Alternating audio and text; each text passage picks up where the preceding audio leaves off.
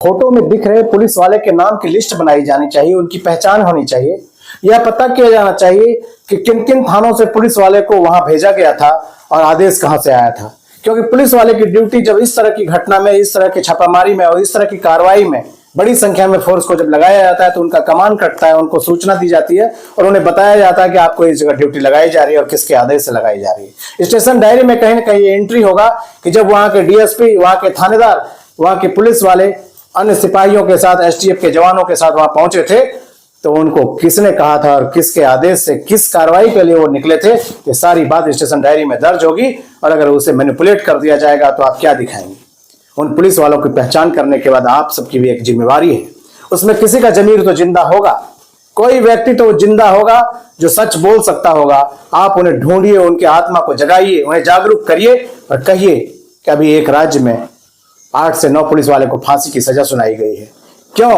क्योंकि उसी पुलिस के जत्थे में एक महिला पुलिसकर्मी ने सच बता दिया और उसके आधार पर सबको सजा हुई थी। उन पुलिस वालों को जगाइए कि भरत तिवारी तुम्हारे लिए लड़ रहा था, शोषितों के लिए लड़ रहा था।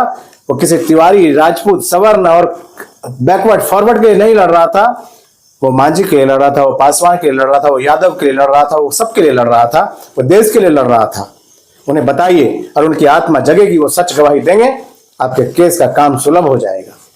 मैं जानना यह भी चाहता हूं कि जब उन पुलिस वालों को ड्यूटी लगाई गई, उनका क्या प्रमाण था, कहां भेजा गया था, किसके आदेश से भेजा गया था। और उसके साथ साथ यह भी जांच किया जाना चाहिए कि जब भरत तिवारी को पकड़ा गया तो पुलिस की गाड़ी जो जीपीएस लगा होगा वो गाड़ी कहां मूव कर रही थी। जिस अस्पताल में भरत तिवारी को पहली बार ले आया गया, सब जगह सीसीटीवी लगा है। उन सीसीटीवी के फुटेज को जब्त करना होगा, उन सीसीटीवी के फुटेज को प्रिजर्व करना होगा, रखना होगा, सुरक्षित करना होगा। अन्यथा उसे सरकार और इस इतना मजबूत तंत्र, जब किसी को भी आरोप लगने के बाद, हत्या के आरोप के बाद भी निलंबित नहीं किया गया है, एसपी और एसडीओ पर कोई कार्रवाई नहीं हुई है, उनके ऊपर उल्टा धमकी देने का आरोप लग रहा है, इससे बड़ा साक्ष्य और क्या होगा कि उनके रहते जांच कैसे निष्पक्ष हो सकता है बताइए। और कैसे दबाव में एक डॉक्टर नहीं आएगा और इन लोग नहीं आएंगे। ऐसे में इन सभी को, जो भी लोग वहां शामिल थे, उनको वहां से तत्काल हटाना होगा और उन पर कार्रवाई प्रारंभ करनी होगी। तभी सरकार की मंशा पता चलेगी कि भरत तिवारी के मामले में आंसू पोंछने के नाम पर जो खराबी हुई है, जो गड़बड़ी हुई है, उसको कहीं ना कहीं मेकअप करने के लिए तो नहीं घूम रहे हैं। जब अस्पताल में ये गाड़ियां गुजरी होगी तो वहां सीसीटीवी फुटेज होगा, वहां के डॉक्टर होंगे, वहां के ड्रेसर होंगे, वहां के कंपाउंडर होंगे, वहां के अन्य स्टाफ होंगे, सबका जमीर नहीं मर गया होगा, किसी ना किसी का जमीर जिंदा होगा। वो गवाही देगा और वीडियो सच बोलेगा, सीसीटीवी फुटेज सच बोलेगा। जहां जहां भरत तिवारी को ले जाया गया है, हर जगह रास्ते से जहां से गाड़ियां गुजरी है, कहीं ना कहीं हर घर में, हर दुकान में सीसीटीवी लगा है। उन सीसीटीवी फुटेजों को और उनके समय को, उनकी एक्टिविटी को देखना होगा, तभी सच सामने आ सकता है। इसके अलावे उन डॉक्टरों के कार्यकलाप से आप पोस्टमार्टम रिपोर्ट आप क्या समझते हैं? वर्तमान न्याय व्यवस्था में, वर्तमान प्रणाली में, पुलिस प्रणाली में, वर्तमान सरकार में खुलेआम डॉक्टर के इंजरी की रेट तय है, पोस्टमार्टम की रेट तय है। आप किसकी बात कर रहे हैं? आपके यहां जब 3 गोली मारी गई, जब लोग बोल रहे हैं कि 3 गोली मारी गई और उस समय वो जीवित थे, लोगों को कुछ कह रहे थे, तो बाकी की 2 गोलियां किसने मारी? फॉरेंसिक की जांच होनी चाहिए। फॉरेंसिक की जांच से पता चलेगा कि एक ही पिस्तौल से वो गोली चली थी कि नहीं। अब फॉरेंसिक की जांच कौन करेगा? वही नुमाइंदे होंगे, वही पुलिस वाले होंगे, वही सरकार के आदेशपाल होंगे। फिर आप कैसे उम्मीद करते हैं कि आपकी निष्पक्षता जांच की बनी रहेगी? इसलिए आपको सतर्क होना होगा, आपको पल पल नजर रखनी होगी, आपको जान का जोखिम उठाना होगा जैसे भरत तिवारी ने उठाया है। आपको डरना नहीं होगा, आपको यह दिखाना होगा कि चाहे आपको जान मारने की धमकी दी जाए, चाहे मुकदमे में फंसाने की बात कही जाए, अगर भरत तिवारी ने आपके लिए जान दिया है तो कानून के पहलू पर काम करना होगा। किस्से कहानियां बहुत हो गए। अगर भरत तिवारी के हत्यारों को सजा दिलाना है, अगर भरत तिवारी के सपनों को पूरा करना है, तो इस लड़ाई में आप सबको कानूनी रूप से, टेक्निकल रूप से और अन्य तरीके से जग करके, जो वकील हैं वो वकालत में मदद करें, जो अस्पताल में कहीं हैं वो अस्पताल कर्मी के रूप में मदद करें, जो कहीं पोस्टमार्टम हाउस में हो पोस्टमार्टम हाउस में मदद करें, जो पुलिस वाले हैं अगर उनका जमीर जिंदा है, उनकी आत्मा जगी हुई है, तो पुलिस वाले, इनकाउंटर वाले अपने साथियों को जगाएं कि ये एक लड़ाई है, देशभक्त बनाम गद्दार की। और देशभक्त बनाम गद्दार की इस लड़ाई में कौन किसके साथ रहेगा यह तय करना होगा। भरत तिवारी तो सबको अच्छे बुरे बोल रहे थे, कह रहे थे कि भाजपा के जो शीर्ष नेता है वो अच्छे हैं, उनसे उनको उम्मीद है, लेकिन हुआ क्या? हुआ क्या? आज तक सांत्वना के दो शब्द नहीं आए हैं। क्या होने वाला है? मैं आपको इतना बहुत निवेदन करके कहता हूं कि अब ये सब चीजों से दूर होकर के एक एक साक्ष्य को आपको जुटाना होगा, एक एक गवाही को जुटाना होगा और एक एक व्यक्ति को जगाना होगा जो मौका वारदात पर मौजूद था और जो सच बता सकता है, न्याय दिलाने में एक सुई की भी भूमिका निभा सकता है। धन्यवाद, प्रणाम। महत्वपूर्ण यह है कि भरत तिवारी को न्याय मिले, उनके हत्यारों को सजा मिले और उन्होंने जो सपना देखा था गरीबों के लिए, शोषितों के लिए, देश के लिए, अपने राज्य के लिए, उसे कैसे पूरा किया जाए। और इसके लिए हम सबको सतर्क होकर, सचेत होकर कुछ काम करने होंगे और उन महत्वपूर्ण काम को मैं आपके बीच चर्चा करना चाहता हूं। मैं रुपेश सिंह एक बार फिर आप सबको प्रणाम और नमस्कार करता हूं। दरअसल मैं जो देख रहा हूं और जो स्थिति बन रही है, अब सरकार के नुमाइंदे भी भरत तिवारी के गांव पहुंचने लगे हैं। 13वीं के बाद उन्हें एहसास हो गया है कि यह आग उन्हें जलाकर राख कर देगी। ऐसे में उन्होंने अब सांत्वना देना प्रारंभ कर दिया है। अरे सरकार आपकी थी, आपके आदेश से सब कुछ होता है, पुलिस आपकी है, गृह मंत्रालय भी आपके हाथ में था, फिर आप सांत्वना देने जा रहे हैं। जांच भी तो आपने रिटायर्ड जज से करानी शुरू कर दी है और किसी भी जांच का हश्र क्या होता है या किसी से छिपा नहीं है। चाहे निठारी का वो कांड हो जहां हत्यारों को फांसी की सजा मिली, लेकिन लंबी लड़ाई के बाद, बरसों की लड़ाई के बाद सभी रिहा हुए और वो गरीब जिनके बच्चे मारे गए थे उन्हें कुछ नहीं मिला। दरअसल मैंने कई काम किया है और जमुई में कस्टडी में डेथ के एक मामले में, मुन्ना सिंह की हत्या मामले में, मैंने उनके स्वजाति भूमियार जाति के दरोगा जो पहले ही दिन जमुई टाउन थाना में ज्वाइन किए थे और उन्होंने अपने को दबंग दिखाने के लिए, अफसरों की नजर में पुरस्कार पाने के लिए कस्टोडियल डेथ यानी हत्या कर दी थी। उसके लिए महत्वपूर्ण, इसकी चर्चा मैं इसलिए कर रहा हूं कि मैं अपनी बड़ाई नहीं करना चाहता, मैं इस गंभीर पहलू को दिखाना चाहता हूं कि भरत तिवारी के हत्यारों को सजा दिलाने के लिए सिर्फ मृत्यु भोज खाने से कुछ नहीं होगा, उससे आगे हमें सीरियस होना होगा।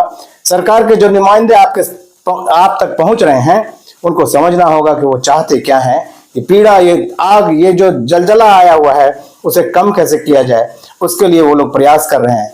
हमको भी सिर्फ सच्चे मायने में भरत तिवारी को उनके जो हत्यारे हैं उनको अंजाम तक पहुंचाना है और उन्होंने जो चाहा था वो सपना पूरा करना है। दरअसल मैंने कुछ नहीं किया, जैसे ही मुन्ना सिंह को बुरी तरीके से पीटने के बाद वो दरोगा जितेंद्र कुमार जमुई अस्पताल में उसे फिट करार करवा दे रहा था डॉक्टरों से, मैंने तुरंत देखा कि अब वो व्यक्ति बचेगा नहीं। मैंने उनका डाइंग डिक्लेरेशन करा दिया, मृत्युकालीन बयान। उनके परिवार के कोई भी व्यक्ति वहां मौजूद नहीं थे, सिर्फ कैदी थे, क्योंकि उनको कैदी वार्ड में डाल दिया गया था। कैदियों ने कहा और मैंने कर दिया और अकेले कर दिया। उस वक्त सिर्फ मैं था, बाकी जज साहब थे और सीजीएम साहब थे। ये काम हो गया और फिर उसके बदौलत ही सजा हुई। बाद में परिवार वाले ने लड़ाई लड़ी। ये महत्वपूर्ण वक्त है।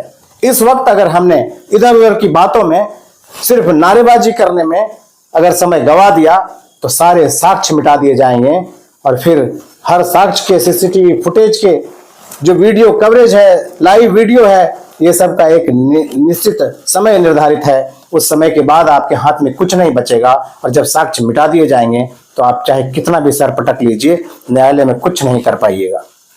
मेरा सीधा कहना है कि आप जो भी लोग वहां पे हैं, जो लोग अधिवक्ता भी वहां हैं और जो लोग जागरूक हैं, उन्हें बेटे की तरह भरत तिवारी हत्याकांड में भूमिका निभानी होगी। हर दिन उस केस के रिकॉर्ड को देखना होगा जो हत्या का मुकदमा दर्ज किया गया है कि उसमें पुलिस क्या प्रगति कर रही है, अनुसंधान में क्या प्रगति हो रही है, किसका इंस्ट्रक्शन आ रहा है और किस दिन न्यायालय में क्या हेर फेर किया जा रहा है, यानी कि क्या कुछ भेज करके न्यायालय की आंख में धूल झोंकने के लिए अनुसंधान को डाइवर्ट तो कहीं नहीं किया जा रहा है। मैं कुछ सवाल उठाना चाहता हूं कि अगर भरत तिवारी को पकड़ने के लिए पुलिस आई थी तो वो एफआईआर हुआ था या किसने शिकायत की थी? क्या अगर आपके गांव में अगर डकैत हमला कर दे आपके गांव में कोई बड़ी घटना अपराध की हो रही हो और आप 112 की पुलिस या पुलिस थाने के थानेदार को फोन करेंगे, एसपी को फोन लगाएंगे, तो क्या बिहार में पुलिस इतनी बड़ी संख्या में आपके यहां पहुंच सकती है? आपका जवाब होगा नहीं। आपके फोन को एंटरटेन भी किया जाएगा कि नहीं, ये किसी से अब छिपा हुआ नहीं है। ऐसी परिस्थिति में भरत तिवारी को पकड़ने के लिए इतनी बड़ी संख्या में पुलिस बल गई थी, तो क्या कोई एफआईआर हुआ था भरत तिवारी पर? और नहीं हुआ था तो किसी ने शिकायत दर्ज करवाई थी, आवेदन दिया था? या भरत तिवारी ने उसके पहले कोई ऐसा अपराध कर दिया था जिसके लिए इतनी बड़ी संख्या में पुलिस बल को ले जाकर के उसे घेरना, पकड़ना, मारना जरूरी था? तो ऐसी परिस्थिति में वो एफआईआर या शिकायत पहले ढूंढना होगा। अगर एफआईआर और शिकायत नहीं है, पुलिस हत्यारी है, उसने किसी सुनियोजित योजना के तहत किसी बड़े लोगों के कहने पर यह प्लान रचा था। यहां से स्टार्ट करिए, यहां से जांच करना शुरू करिए। दूसरी बात, भरत तिवारी लाइव इन चीजों को दिखा रहे थे। वो भगत सिंह की तरह, शहीद भगत सिंह की तरह समाज को मैसेज देना चाहते थे। वो अपने लिए कोई डिमांड नहीं कर रहे थे। अरे आपने तो कंधार में आतंकवादी अजहर मसूद को छोड़ा है। अजहर मसूद तो भारत को कितना बर्बाद कर रहा है, कितना नुकसान पहुंचा रहा है, आप नहीं जानते। और आपने क्यों छोड़ा अजहर मसूद को? क्योंकि आपके यहाँ का एक मंत्री, और मंत्री ने जानबूझ करके आरोप लगाया ऐसा, उनकी बेटी का अपहरण करके आपने ऐसे आतंकवादी को छोड़ दिया जो आज भारत को नाकोदम करके रख रहा है और भारत में कितने खून की होली खेल चुका है। और आप भरत तिवारी के मामले में उसकी जान मारने के लिए वहां पहुंच गए। तो आखिर क्या था मामला? भरत तिवारी लाइव कर रहे थे, आपने देखा होगा पिस्टल उन्होंने इतनी दूर फेंका है कि दोबारा से अटेम्प्ट लेकर वह व्यक्ति पिस्टल उठा नहीं सकता। वो पिस्टल पुलिस के नजदीक पहुंच जाता है। उसने अपने पैर के पास पिस्टल नहीं गिराई थी, यानी उसने सरेंडर कर दिया था। इसके बाद का वीडियो कहां है? इसके बाद का वीडियो यदि डिलीट किया गया, उसे तुरंत रिकवर किया जाना चाहिए। इतनी बड़ी संख्या में जब चारों तरफ लोग खड़े थे गांव के, अन्य लोगों ने भी वीडियो बनाया होगा, वो दहशत में है, उन्हें विश्वास में लेकर के उस वीडियो को ढूंढना होगा कि उस लाइव वीडियो में जब हथियार फेंकने के बाद उन्हें गाड़ी में बिठाने तक जो उनको गोली मारी गई है, कैसे उन्हें धोखा किया गया, कैसे छल से उन्हें मारा गया, ये उस वीडियो में दर्ज है। उस वीडियो को ढूंढिए। दूसरी बात, आपको पता है बिहार की पुलिस इस समय अगर आपके आंख के सामने अपराध हो रहा है, पुलिस वहां मौजूद है, तो पुलिस अपराध को रोकने की बजाय पहले वीडियो बनाती है। शुरुआती दौर में मैं भी चौंकता था, क्योंकि मैं 30 साल से पत्रकारिता कर रहा हूं। मुझे लगा था कि ये पुलिस अपराध रोकने आती है या वीडियो बनाने आती है। वीडियो तो हम लोग बना ही रहे हैं। तो पुलिस का कहना था, नहीं, हमारे विभाग का यह आदेश है कि पहले आप प्रूफ को जुटाइए, साक्ष्य को जुटाइए और वीडियो बनाइए। तो 1, 2, 3, 4 लोग पुलिस के टीम में पहले वीडियो बनाने लगते हैं। तो निश्चित रूप से इस इनकाउंटर के दौरान जो हत्या है, पुलिस इसे इनकाउंटर बोल रही है, हम सब हत्या बोल रहे हैं, ये हत्या है, प्योर हत्या है, इसमें जांच की भी जरूरत नहीं थी, ये खुली आंखों से देखा गया था। तो इस हत्या के मामले में जब अन्य लोगों ने कई घंटे बात हुई है, उसके बाद जाकर के भरत तिवारी ने हथियार फेंका और उन्हें पकड़ा गया है, तो पुलिस वाले ने वीडियो बनाया होगा। किसके दबाव में उस वीडियो को सामने नहीं लाया जा रहा और वीडियो कहाँ है? सारे पुलिस वाले की मोबाइल जब्त की जाए और उस वीडियो को ढूंढा जाए। और अगर वो वीडियो नहीं मिलता है, यह साबित करता है कि वीडियो डिलीट किया गया है और उस वीडियो को ढूंढना होगा, रिकवर करना होगा। वो वीडियो प्रमाणित कर देगा कि हत्या हुई है और किसने स्टार्ट किया गोली मारने का और किसने शुरुआत की है। अगर भरत तिवारी भागने की कोशिश कर रहा है, हम सब देखेंगे। अगर भरत तिवारी विरोध कर रहा है, पुलिस को हथियार निहत्था होने के बाद उठा के पटक रहा है सैकड़ों की संख्या में पुलिस को, तो वो भी हम लोग देखेंगे कि पुलिस ने किस परिस्थिति में गोली चला दी। ये दिखना चाहिए। और ये सब दिखाने के लिए गृह मंत्री, मुख्यमंत्री, जो मंत्री उनसे मिलने जा रहे हैं, ये काफी है। कुछ लोग कह रहे हैं कि भरत तिवारी बेवकूफ था, मरने की आवश्यकता क्या थी, हथियार क्यों खरीदा था उसने? अरे भाई, उसके तह में तो जाकर देखो, एक बार भरत तिवारी की तरह आम आदमी की आवाज उठाकर तो देखो। आज के दौर में जब मंत्री, विधायक थानेदार से नहीं मिल पा रहे हैं, उनकी बात नहीं मान रहा है, एसडी और डीएम से नहीं मिल पा रहे हैं, तो तुम्हारी बात और जनता की बात कौन सुनेगा? मैं रुपेश सिंह आप सबको प्रणाम और नमस्कार करता हूँ। मुझसे भी कई बार लोगों ने पूछा कि भरत तिवारी को बेवकूफ़ी करने की जरूरत क्या थी। दरअसल भरत तिवारी ने आपकी तरह घर में बैठ करके बहानेबाजी नहीं की थी। वो 10 साल जनता की सेवा में लगा रहा। प्लेटफॉर्म बन रहा हो रेलवे का या सड़क पर कहीं सड़क बनाई जा रही हो, घपले के सामने वो खड़ा हो जाता था। गरीब का घर बनाना हो, उसे खाना देना हो, भोजन देना हो, पानी के लिए चापाकल लगवाना हो, वो खड़ा हो जाता था। और यही कारण है कि सैकड़ों की संख्या में पुलिस वाले उसके साथ फोटो खिंचाते हुए, मुस्कुराते हुए नजर आते हैं। बाद में क्या हो गया? बाद में यही हो गया कि भरत तिवारी वर्तमान व्यवस्था में अपने आप को ढाल नहीं पाया। वो सच्चा व्यक्ति था, वो उसके साथ एडजस्ट नहीं कर पाया और उसने आवाज़ उठानी शुरू की, तो उसका अंजाम ये निकला कि वो नाउम्मीद हो गया। मैं आपको बताऊं कि मैं पत्रकारिता के 30 वर्षों में जब शुरुआती दौर में पत्रकारिता करता था, सहारा टीवी में था, तो मैं फ़ोन करता था, डीएम साहब दरवाज़ा खुला रखते थे। इसलिए नहीं कि मैं बहुत बड़ा आदमी था, इसलिए कि पत्रकार समाज के लिए कोई काम करने जा रहा है, उसके पास समय की कमी होगी और वो प्यार से सारा बयान देते थे, सच्चाई बताते थे। और अगर रात में 12 बजे भी कभी फ़ोन कर देता था तो वो उस काम को करके और उसके बाद सूचना देते थे फ़ोन से कि आपका काम हो गया है, इसलिए कि वो सवाल जनता का होता था, किसी घूसखोरी का नहीं। अब वक्त बदल गया है, हम पत्रकार भी डीएम एसडीओ के यहाँ 10 आवेदन देकर बैठे हैं। अब अपने आप को इस व्यवस्था में ढाल चुके हैं, इसलिए जिंदा हैं, वरना तो कभी के मारे जाते हैं। सवाल उठाया है, हिंदुत्व का सवाल बता रहा हूँ। गौशाला में गायें मर रही थी, 60 गाय मरी, 6 महीना संघर्ष किया, चिट्ठियाँ लिखता रहा, पैसा रखा था गाय के चारे के नाम पर, उसे नहीं निकाला गया, गाय मरी, चंदा मांगकर गाय को खिलाया गया, अंत में मुकदमा करके न्यायालय के आदेश से गायों को बचाया गया। मैंने गणेश जी और अन्य मूर्तियों को सड़क पर इस तरीके से अपमानित करते हुए देखा, जिलाधिकारी को आवेदन दिया, उनको लगा पता नहीं क्यों आ गया। कोरोना का वक्त था, मेरा एक दोस्त कोरोना की भेंट चढ़ गया, मुझे पता चला उसकी पत्नी और बच्चे हैं, और उसकी पत्नी मुआवजा के पैसे के लिए बेसहारा होने के बाद भटक रही है। उनकी पत्नी से, अपने दोस्त की पत्नी से मैं कभी नहीं मिला था। जब मुझे पता चला, मैं सीधे आपदा विभाग में चला गया, उनका आवेदन निकलवाया और मैंने उस समय आपदा पदाधिकारी से कहा कि इसका पैसा जल्दी दिलवा दीजिए, वो बहुत मुश्किल में है।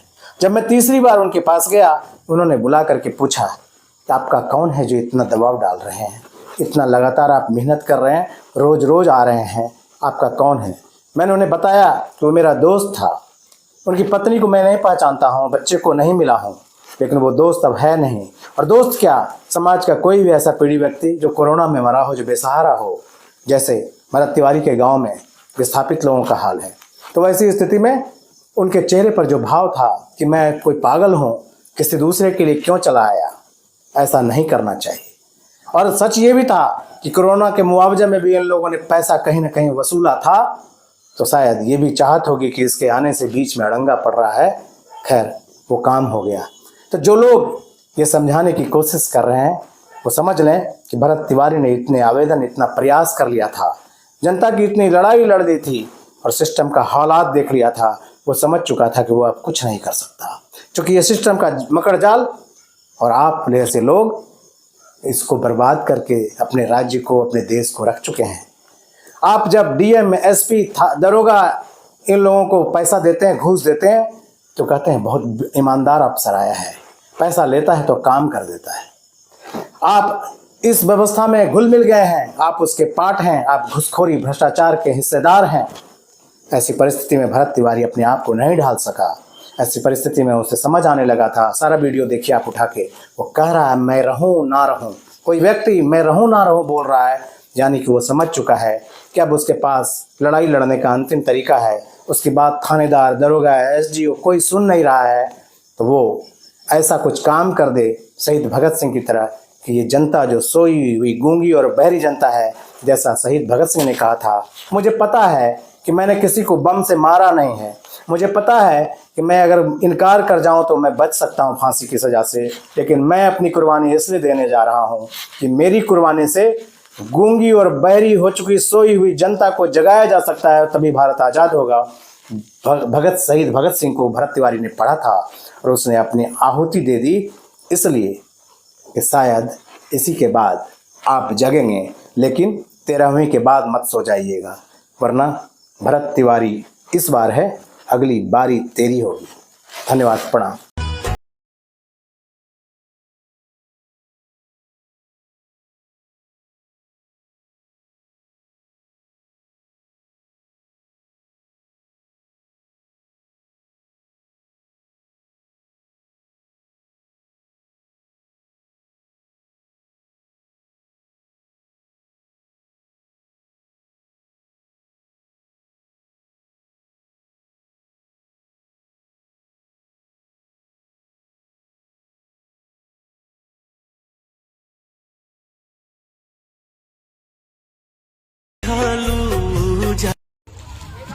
भरत भाई जो है ना इसी जगह के लिए आवाज उठाए थे और शहीद हो गए। और इस गांव का नाम है भरतनगर जवैनिया।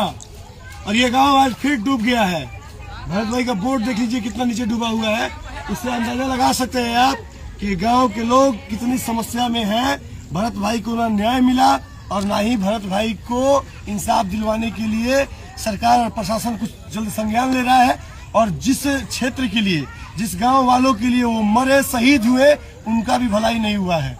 तो सोचना यह है कि भरत भाई तो चले गए, लेकिन ना उनका सपना पूरा हुआ और ना ही उनको न्याय मिला। आप कमेंट करके बताइए, इस बाढ़ के पानी में तमाम सारी गरीब समाज के लोग जो है वो सभी मलाह परिवार के लोग हैं। कहाँ है सहनी जी, जाति वाले नेता? एक ब्राह्मण घर का नेता, एक ब्राह्मण घर का बेटा भरत तिवारी जो सब समाज को अपना परिवार समझता था, आवाज उठाया और आज इस दुनिया में नहीं है। अब आपकी जिम्मेवारी है, इस भाई के लिए आप क्या करते हैं, क्या सोचते हैं, कमेंट करके बताइए। जय हिंद, जय भारत।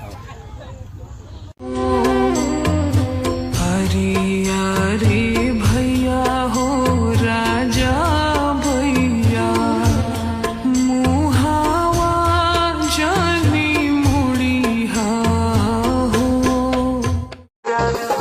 लोग गरीबों के हो गई चहेता दिल जीवन की तान सवार हो करत जन जन के दिला पराज बाट हो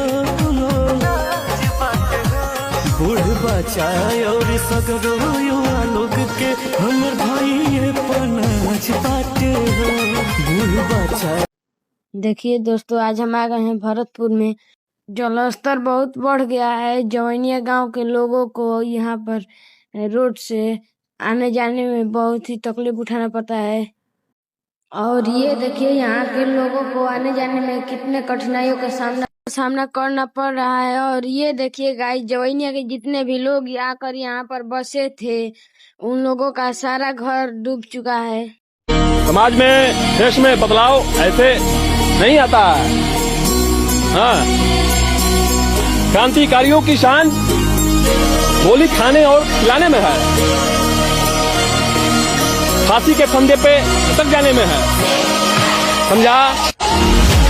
साला, मैंने तो तुम सभी लोगों से पहले ही कहा था कि तुम्हारा ये जो जंग है, देख सकत तनी कि टाइगर भी लगातार जौन जवैनिया विस्थापित गांव बा ओकरा खातिर काम कर रहल बानी। आज आटा वितरण हो रहल बा और वो पानी में डूब डूब के, आटा तो सना जी पनिये में नहीं, आटा सर पे है तो पानी में किसे सना जाएगा? आटा गिर जाई तो नहीं गिरेगा। हम लोग है ना, हम लोग इतना मेरा भाई लोग किस लिए है? अच्छा एक बार तो कैमरा करो होने, एक बार देखिए मोड़ई सब डूब गइल बा, टाइगर भी मोड़ई डूब गइल बा। का कहब, लोग ये तो परेशान होई, आवे जाए में बड़ी समस्या होती है। अभी पता चल गया ना हम लोग को। आधा घंटा सिर्फ इसमें आए हैं तो हम लोग को पता चल गया कि कितना तकलीफ है। जो लोग यहाँ पर जो है कैसे रहेंगे आप सोच सकते हैं। यहाँ चुनचुनाता पूरा चुनचुना रहा है। पिछवाड़े में कुछ घुसा है क्या? नहीं। दिक्कत होता है।